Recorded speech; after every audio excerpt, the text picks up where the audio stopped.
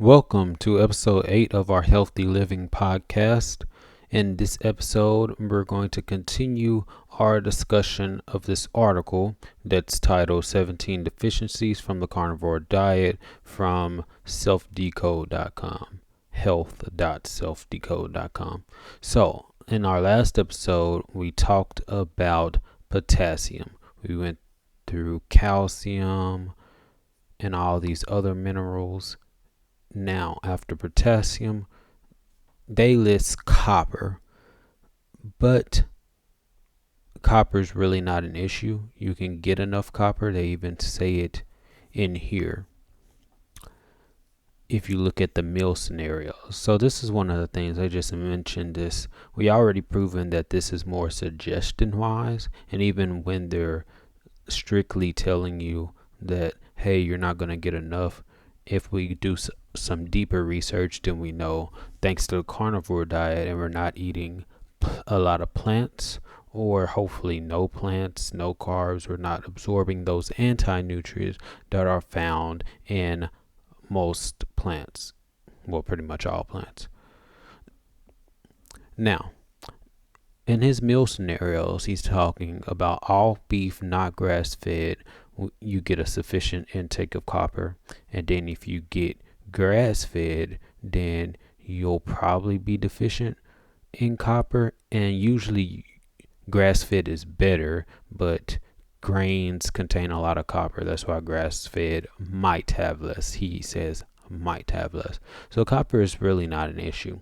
If you take into effect, this doesn't take into account that when you're not eating those plants and those anti-nutrients, then you're able to absorb more of the minerals and the nutrients. So there's no problem with copper. I don't feel the need to challenge copper. Now, magnesium is the big thing that I found that you might need to take a look into. But after I discuss this, I'm going to talk about Element. I do not have a link to their website, and I will not put a link to their website because I feel like Amazon is best, and you can get it for the same price at Amazon. So if you shop at Amazon, then it's just a no-brainer to get Amazon, especially if you have the Amazon card. But this is not a business channel or anything. We're not going to talk about the benefits of cards and stuff like that. So here's my first site. I love this one. We've been to Dr. Kilt's website before. This talks about magnesium on the carnivore diet. Now, we're not going to talk about what magnesium is good for. Pretty much everyone is on the same basis. Oh, this is good for this stuff. Okay, this is the science. We don't have to challenge that. We're just challenging the fact that how do we get there? How do we get to the goal of getting enough magnesium? Now, the all-meat carnivore diet eliminates most foods that are high in magnesium, like leafy greens, nuts, and seeds. Now, you might see, if you're looking at the screen and you're following on YouTube, that I have this macadamia nuts tab open. Now, I just took a look at that because macadamia nuts are nuts, but they're different in the fact that they don't have high levels of any of the anti-nutrients. They're all relatively low, and that's, you can understand simply through biology. The macadamia nuts, I'll even go to the page.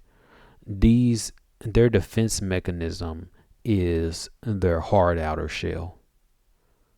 So they never needed to develop the chemical defense system that a lot of other plants use.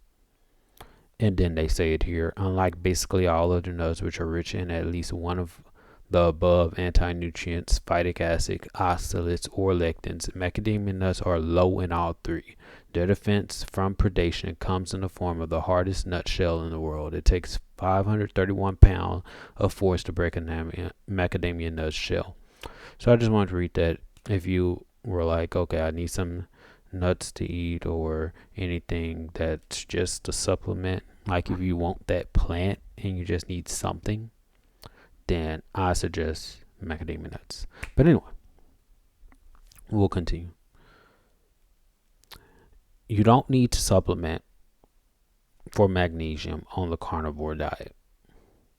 And then this one goes into symptoms. Why do you need magnesium? I'm going to have a link to this site so you can check out. And now we're talking about how much magnesium in steak. Now, pretty much people in the keto community, especially Thomas DeLauer, he says protein is best. He's talking about specifically on a keto versus a carnivore, but carnivore is practically keto. He says protein is most important. It's more important than fat, and this agrees with him. And the fact that it says that, first, I'll read this part. Fatty cuts of steak like ribeye are among the most nutrient-dense foods on earth. But how much magnesium is in steak? That's their question. If you continue to read this, then you'll see that you can get your magnesium source from a variety of foods, and this goes into the different sources of magnesium. Now, this website, this is allthingscarnivore.com. Now, they talk about that you'll probably not reach your recommended daily intake. That's if you only eat, I'll just read the sentence. If you just eat meat, organs, and fat only on this diet, you are unlikely to meet the recommended daily intake for magnesium. For example, 2 pounds of beef a day will give you between 160 milligrams to 250 milligrams of magnesium, far less than the 300 to 400 milligrams recommended by the Institute of Medicine. That's why they mentioned animal bone, muscles, and organs, not just fat. So you need like the protein part of it. You'll get more sources of magnesium because this is expected given bones, muscles, and organs are the main storage sites for magnesiums in animals as well as humans. So those parts are going to be where you're going to find more of the magnesium. But they go into a study. However, despite the generally moderate magnesium content of most animal-based food, people on the carnivore diet have not been known to suffer from an increased risk of magnesium deficiency. In a study looking at 50 subjects who were on the Paleolithic ketogenic diet, a high-fat animal-based diet, 49 subjects had normal magnesium levels, and only one subject had a slightly lower than the normal range of 0.74, I think this is millimoles, compared to the normal range of 0.75 to 1.06 millimoles per liter. All subjects took neither magnesium nor any other supplement.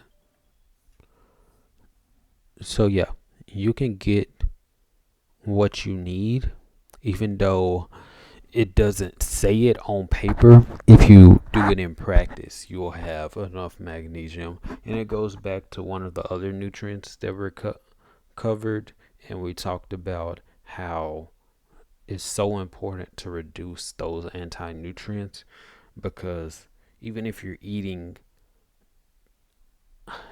nutrient dense plant foods, you're not going to absorb it because that's what the chemicals in the plants are doing. They're preventing you from absorbing it, so it could deter you from eating more, or biologically and evolutionarily, you'll just die simply, so you won't reproduce. So your offspring will be less likely to make it. I don't know how you want to look at it that way, but the evidence is clear based on this study. The carnivore diet is still relatively new in terms of scientific and health studies, so there's going to be more studies coming out.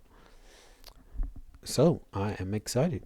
I will link these two sites here on the description, and then I will also link this site as well, the deficiencies. That way you can check, and you can just go through this list, find some ones where you're trying to figure out, hey, there's something wrong with me. I'm more tired, I'm forgetful, I have these cramps and stuff like that. And then you can probably connect that to an issue when it comes to nutrition. So I hope you take this information. I hope this helps you get a starting point. to find out more information that could help you live a healthier and happier life. Thank you for listening/watching.